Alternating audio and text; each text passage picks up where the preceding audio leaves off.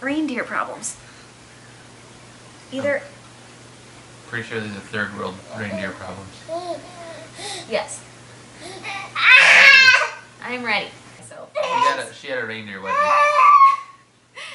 It was not a wedgie. Basically. Yeah, so she's been not sleeping. Or she's been not sleeping, not sleeping. That would mean it's a positive. It would. And See, it's definitely not a positive. this is what sleep deprivation does to me. But was that just Mateo or did she fart?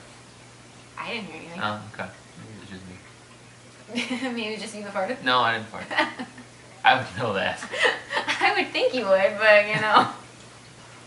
I am sweating. This is one hot reindeer. Hi. Tell me about it. It's not gonna...